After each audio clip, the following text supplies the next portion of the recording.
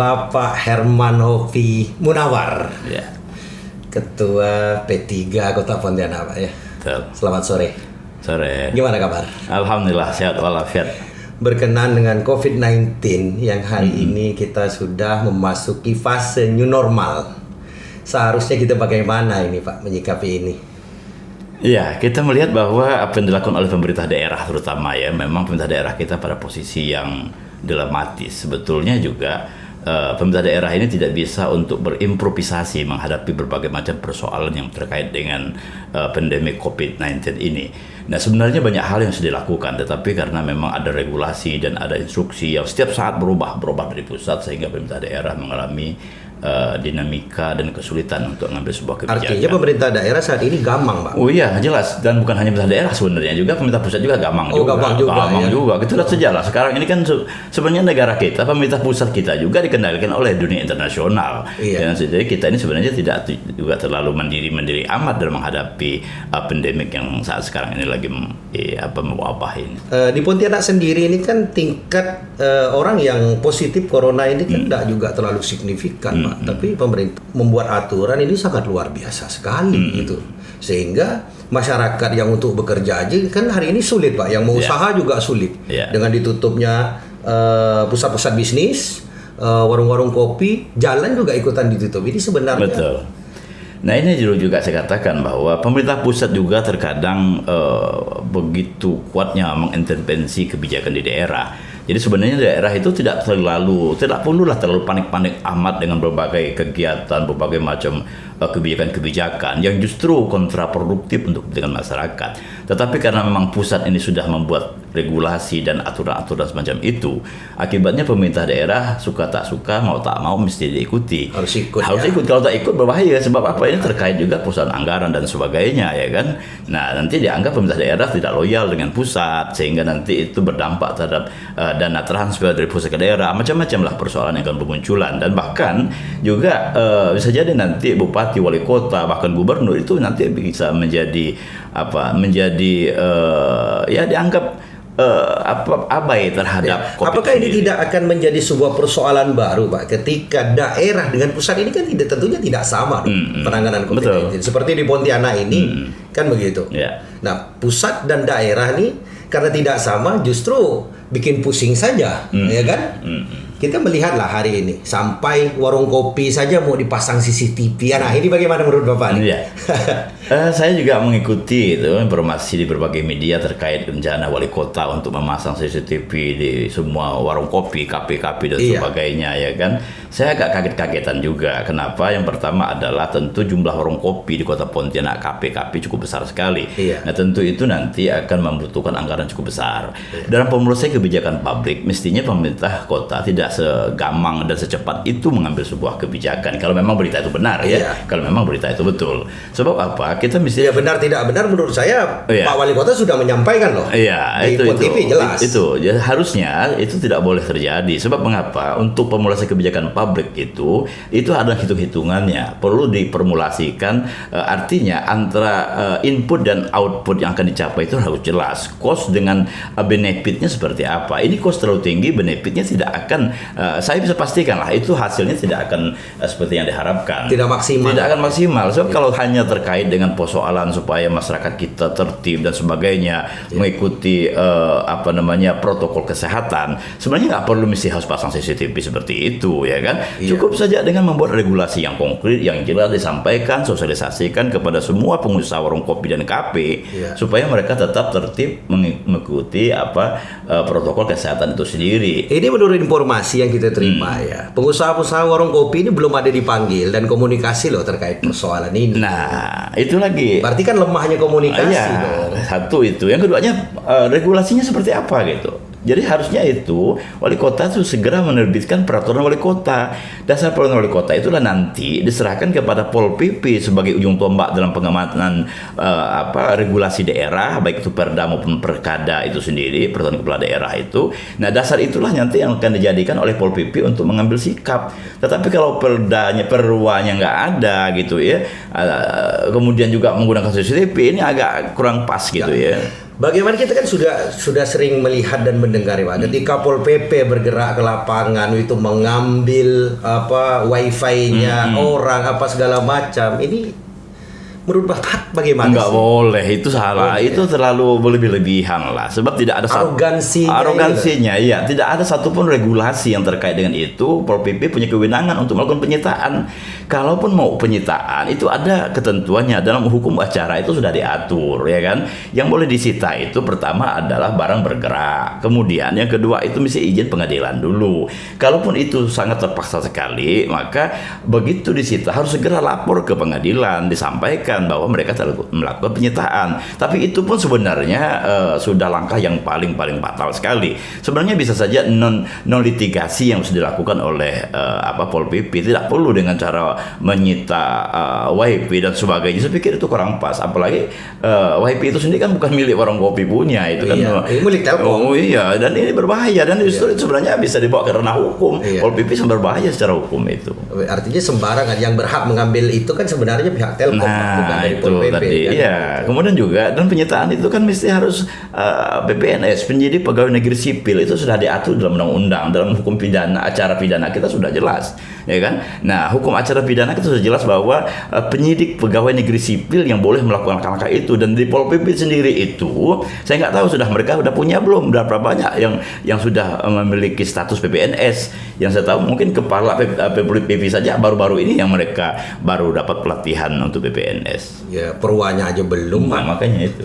Artinya dasar hukumnya apa dan bagaimana kita juga bingung. Nah, kalau macam kami kita ini kan berhak sebagai masyarakat terkait kita punya usaha atau tidak, karena di luar sana banyak yang sudah menyampaikan kepada kita nih, Pak, terkait persoalan bagaimana sih sebenarnya regulasinya, kok bisa ini diambil, kok ini bisa, kan sebenarnya bukan kewenangan mereka sendiri kan.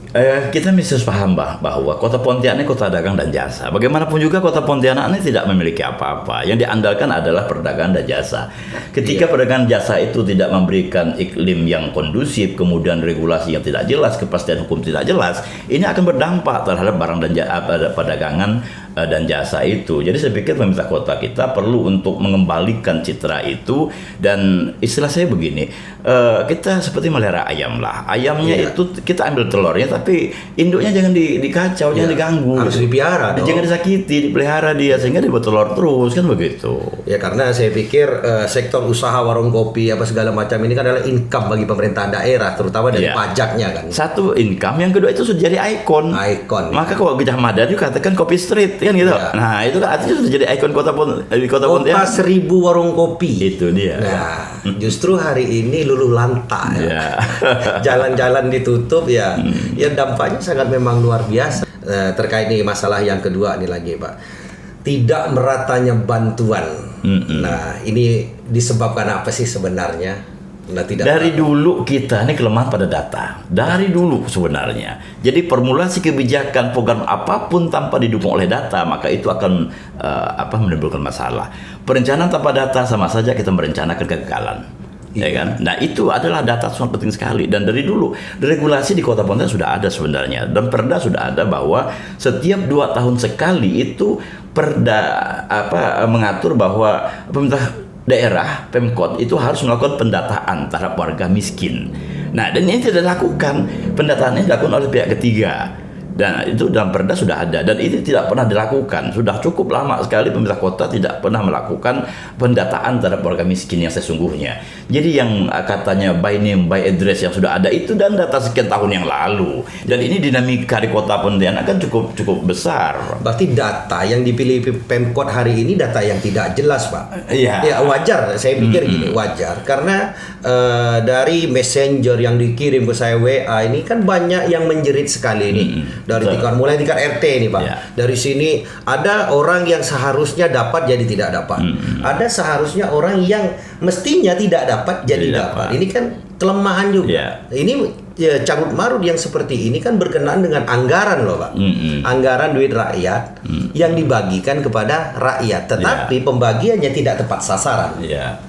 Jadi sekali lagi, pemerintah daerah ini mesti harus mencoba untuk pembaharui data yang ada, ya kan? Tanpa data maka kebijakan kita tetap akan salah. Itu pasti salah. Nah, oleh sebab Pasti, itu Pak, ya datanya sudah dilakukan dalam perda itu sudah ada pengentasan kemiskinan Kota Pontianak yang diketuai oleh timnya itu adalah wakil wali kota. Itu sudah jelas di dalam perda itu, dan ini harus terus dilakukan pendataan terus menerus. Nah, sampai saat sekarang ini kita tidak pernah mengoptimalkan fungsi kerja para RT dan RW dalam melakukan pendataan warga miskin dan sebagainya, sehingga ya maaf saja kesannya main tebak-tebak saja kan. Nah, akhirnya beri-beri gitu orang beri-beri Pontianak. sehingga banyak hal yang dirasakan kurang rasa keadilan itu tadi. Iya, ini adalah PR lah bagi pemerintah ya. Kita pun juga tak boleh membiarkan ini terus berlanjut. Maka saya memanggil orang yang sangat berkompeten hari ini untuk bisa didengarkan oleh pemerintah. Sumbangsi saran Bapak ini kan sangat luar biasa nih bagi pemerintah. Mudah-mudahan pemerintah daerah ini dengar gitu, Pak. Ini untuk kebaikan kita ke depan. Berarti peranan pemerintah dalam mendata masyarakat miskin ini harus jelas. Iya, betul. Ya kan? Tapi yang saya bingung nih Pak ya, hari ini pemerintah memberikan bantuan kepada orang yang dampak COVID-19.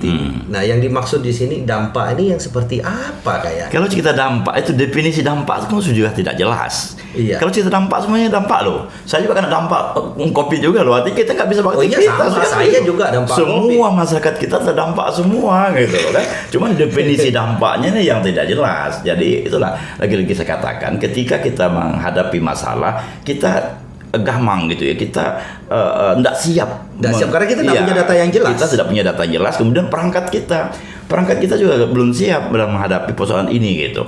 Nah, perangkat ini artinya personil yang ada di pemerintah kota sendiri ini mesti harus punya mindset yang sama, dalam cara kerja yang sama, koordinasi dan sinkronisasi program di antar OPD yang ada ini mesti jelas gitu, sehingga betul-betul ini bergerak dengan baik gitu. Kasihan kawan-kawan di kelurahan. Kelurahan selalu menjadi salah menjadi sasaran lah. Oh iya, sebab ya mereka ujung tombaknya di masyarakat ya kan, padahal mereka hanya menerima saja data itu sebenarnya bukan dari mereka. Termasuk RT juga. Itu masuk RT dikatakan tidak mengusulkan dan sebagainya ya kan. Nggak kerja, makan seorang, hanya keluarganya. Padahal regulasi yang tidak jelas dan data yang tidak jelas menyebabkan ini semua terjadi. Betul, carut marut data inilah. Pemerintah pusat pun punya data tersendiri, ya kan? Iya. Nah, misalnya cerita BLT, cerita apa segala macam itu datanya dari pusat melalui BPS. Iya. Nah, terkadang BPS bekerja pun itu tidak ada koordinasi dengan kelurahan, apalagi dengan RT. Iya. Tahu-tahu muncul saja datanya yang di expose. Mengenai BLT lagi yang 600.000 ini seru sekali. Ini banyak loh warga Pontianak yang tak dapat. Iya. Dan kita sampai hari ini tidak pernah tahu berapa jumlah yang menerima BLT dan siapa saja yang menerima, kita tidak pernah tahu loh. Iya. Dan sosialisasi juga masyarakat nggak pernah memahami sebenarnya mereka untuk mendapat ini seperti apa sih. Ya kan, apakah perlu pengusulan RT lewat kelurahan dan dinas sosial misalnya, mereka nggak pernah tahu apakah memang sudah ada data yang dari dulunya dibuat oleh pemerintah sehingga itulah orang-orang mendapatkan BLT, juga masyarakat tidak tahu. Nah, inilah carut marutnya pendataan kita. Arti transparansi juga tidak jelas. Otomatis ketika data itu tidak bermasalah, maka transparansi juga bermasalah.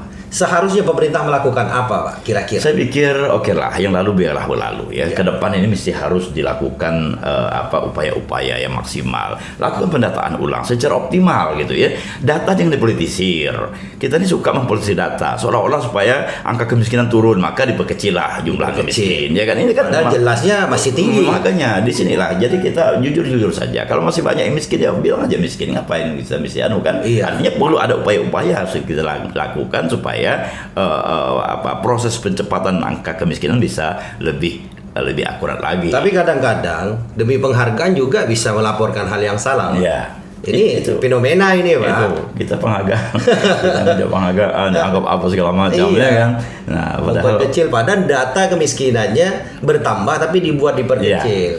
Jangan lupa, Kota Pontianak ini ibu kota provinsi. Artinya di Kota Pontianak ini dari orang paling kaya, paling melarat ada di Pontianak, ya kan? Penduduk kita yang paling padat di Kota Pontianak. Sehingga dinamika sosiokultural masyarakat kita cukup besar sekali. Artinya ini perubahan sosial kita dinamikanya luar biasa. Nah, ini kan mesti ditangkap oleh Pemda bahwa processing percepatan ini mesti harus ada pelakuan-pelakuan khusus dilakukan. Nah, ini percepatan ini harus diikuti juga dengan percepatan yang dilakukan oleh birokrasi kita. Nah, birokrasi kita lamban.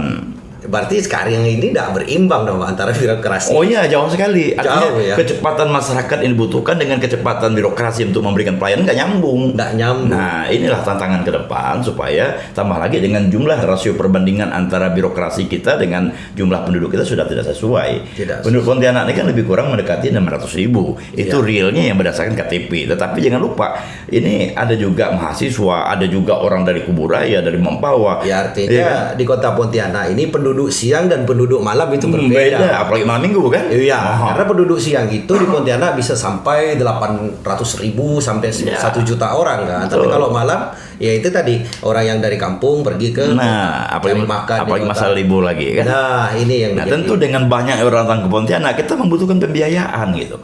Pembiayaan ini banyak sekali yang harus dibenahi. Nggak usah besar-besar, kita sampah saja. Bayangkan kalau 1 juta orang di Pontianak, 1 per kapita 0,5 kilogram, berarti ada 500.000 ton apakah kilogram yang ada di sampah kota Pontianak dalam 1 hari. Nah itu contohnya ya. Artinya ini kan membutuhkan pembiayaan. Belum lagi fasilitas sarana prasarana yang lain. Menarik bicara sampah, persoalan yang tak kunjung selesai.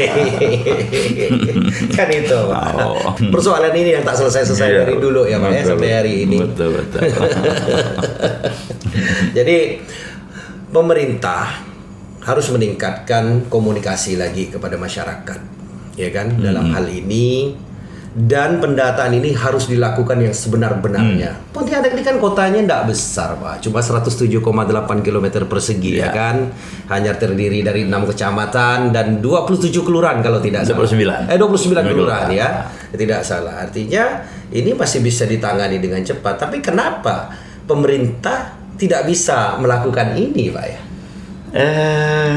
Sebenarnya kita itu tadi, kita punya perangkat ya. Perangkat kita sudah lengkap. Kelurahan kita sudah punya, sampai RT RW kita lengkap, ya kan? Ya. Kalau ini perangkat yang terbawahan dioptimalkan, sebenarnya beres. Selesai kok semua urusan ini. Kalau peran fungsi RT dan RW ini juga difungsikan secara betul-betul fungsikan sesuai dengan peraturan daerah yang berarti sudah ada. Berarti optimal RT hari ini. Oh iya, jauh sekali. Sangat jauh dari apa yang diharapkan oleh peraturan daerah kita.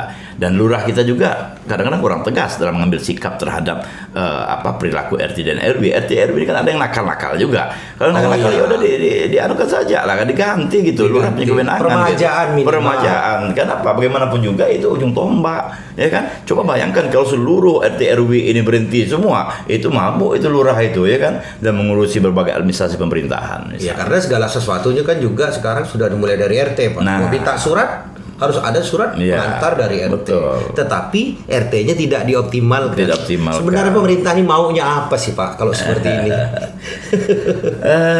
Sebenarnya juga pemerintah daerah kita, saya yakin ya bahwa terutama di kota Pontianak ini, wali kota kita, wakil wali kota kita juga punya komitmen lah ya, untuk bisa membangun kota Pontianak ini masyarakat kita yang nyaman menjadi penghuni kota Pontianak. Cuman persoalannya adalah, pertama adalah membenahi birokrasi kita.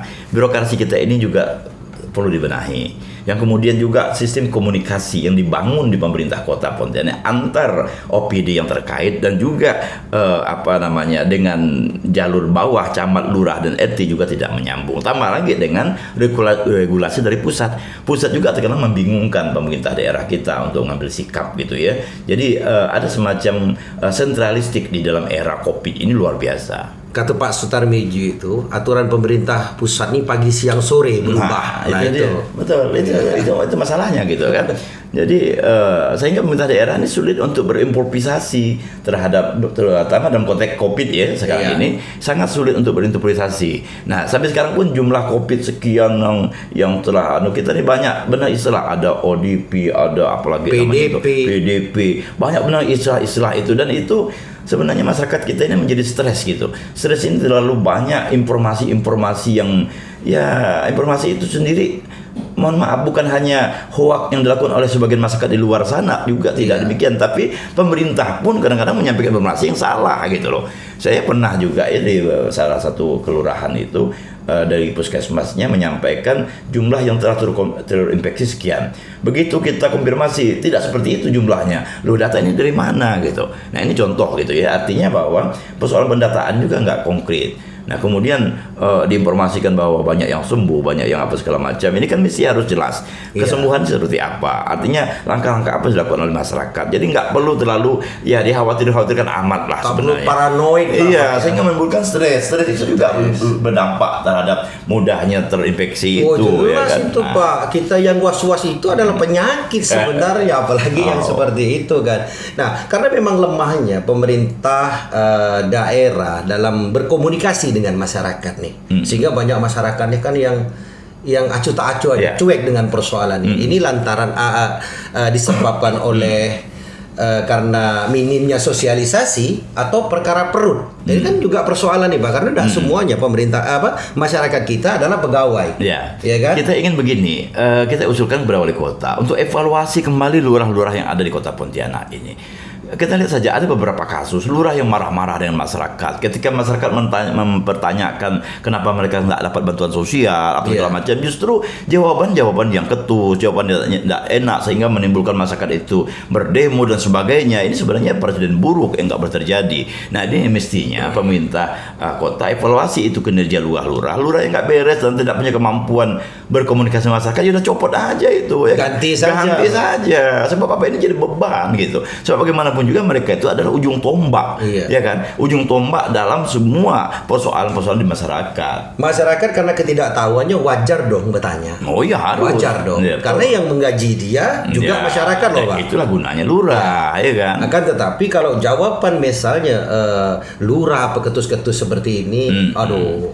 Ya, kita saksikan sendiri kan sudah diangkat oleh berbagai media itu ada lurah yang didemo oleh ibu-ibu ramai-ramai segala macam ya kan. Nah ketika masyarakat bertanya si lurah marah-marah dan sebagainya sehingga ya situasi seperti ini tambah lagi semakin panas suasana kan. Jadi saya pikir perlu dievaluasi kembali, lurah-lurah ini perlu ditatar kembali gitu ya. Apa yang harus dilakukan dalam rangka untuk melaksanakan tugas-tugas kelurahan itu sendiri. Syarat lurah yang paling terpenting sekali adalah kemampuan berkomunikasi dengan masyarakat, dengan semua elemen masyarakat di tingkat kelurahan itu. Kita kan punya PKK kelurahan, kita punya LPM di kelurahan, kita macam-macam organisasi kemasyarakatan, baik yang didirikan berdasarkan aturan pemerintah maupun masyarakat sendiri secara berinisiatif mendirikan organisasi. Kenapa enggak dirangkul gitu? Berkomunikasi untuk membangun masyarakat di daerah itu akan bagus kok sebenarnya. Dan saya yakin bahwa kalau untuk di Pontianak, semua masyarakat kita nih masih bagus-bagus lah, masih enak di komunikasi. Kata kunci satu saja, komunikasi itu aja. Bangun komunikasi yang baik, semuanya selesai. Komunikasi ketus bagaimana bisa menciptakan komunikasi yang baik, Pak?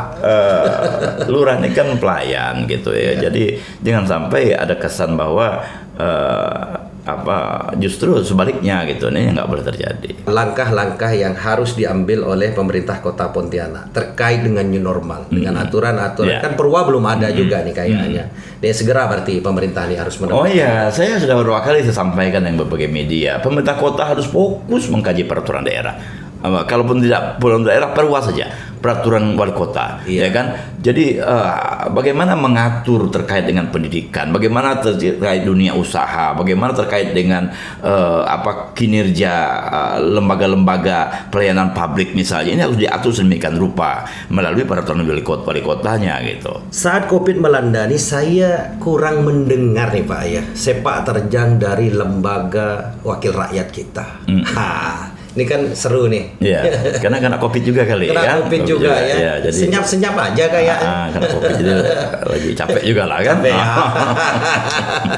Iyalah mudah-mudahan karena biar bagaimanapun anggota dewan ini adalah lembaga perwakilan rakyat. Sebenarnya seharusnya mereka lebih lantang dari kita menyuarakan ini. Betul. Tapi saya melihat berita di Pontianak ini mau bicara lantang, saya tak lihat di mana medianya yang lantang kan begitu. Ya mungkin saja sih mereka lantang berbicara, cuman media nggak ngangkat barangkali lah ya. Barangkali seperti itu. Dan ya kita berhusnuzon saja bahwa wakil rakyat kita sebenarnya mereka punya komitmen gitu. Tapi barangkali ada faktor-faktor lain sehingga ada keterbenturan. Sebab begini, wakil rakyat ini kan pertama sebagai wakil rakyat sendiri, yang kedua wakil partai politik, yang ketiga ada wakil dari pemerintah daerah itu sendiri. Bagian dari pemerintah daerah. Nah, jadi artinya 3 komponen harus berjalan dengan baik. Nah, ketika itu wakil rakyat ingin melakukan sesuatu, tapi mungkin ada faktor-faktor lain gitu yang sehingga berakibat mereka tidak bisa optimal mungkin juga. Tapi kan dari ini semua harusnya anggota dewan itu sadar diri bahwa dia adalah perwakilan rakyat. Iya, sumpahnya kan. Sumpahnya itu. Betul. Nah. Untuk melaksanakan aspirasi konstituen kan gitu, Iya. sumpahnya. Nah, sehingga banyak masyarakat yang menjerit nih, mereka kadang menyampaikan ke kita, menyampaikan ke media sosial gitu. Tapi ya, apa karena ketidaktahuan saya atau apa ya? Tapi ya, saya sih mantau teruslah tiap hari. Untuk menghadapi persoalan ini barangkali wali kota sebagai primus inter pares dalam mengambil sebuah kebijakan, maka harus memadukan semua sektor yang ada. Organisasi perangkat pemerintah daerah ini harus memiliki satu pandang yang sama dan bahasa yang sama gitu kan. Fungsi dan peran masing-masing OPD, masing-masing struktur yang ada ini mesti harus menuju satu titik yang sama. Jangan sampai OPD lain berbahasa berbeda, kebijakannya berbeda. Ini akan berdampak terhadap hal-hal yang lain gitu. Nah, kemudian juga tentu saja Bapeda misalnya sebagai central processing unit dalam sistem perencanaan di daerah ini juga harus berperan aktif memberikan masukan-masukan kepada pemerintah, kepada wali kota, pola-pola apa, formulasi kebijakan seperti apa. Harus aktif Pak ya? Iya, harus aktif. Karena Bapeda ini dapurnya perencanaan ada di Bapeda. Gagalnya pembangunan ini menunjukkan gagalnya di Bapeda itu sendiri. Maka Bapeda ini nggak boleh main-main, karena saya yakin di Bapeda ini kumpulan orang-orang pintar sebenarnya. Nggak boleh main-main, nggak boleh jalan sendiri-sendiri. Oh, iya. Jadi, harus aktif Pak ya? Aktif dan coba untuk mensinkronisasikan, mengkoordinasikan antar OPD yang ada sehingga bisa semuanya berjalan secara baik. Tidak ada yang tidak mungkin dalam kehidupan ini. Semuanya mungkin terjadi. Tinggal satu saja adalah semangat niat yang tulus untuk melakukan sesuatu yang terbaik untuk kepentingan masyarakat. Pemerintah harus hadir di tengah masyarakat ketika masyarakat menghadapi berbagai persoalan. Nah, kalau ini dilakukan pemerintah, saya pikir everything can be running well. Semua akan berjalan dengan baik. Semua bisa berjalan dengan baik ya. Terima kasih Pak sudah hadir di studio kami, sudah memberikan pencerahan kepada seluruh warga, tidak hanya di Kota Pontianak. Karena saya yakin banget yang nonton channel YouTube kita ini bahkan dari luar negeri pun juga ada.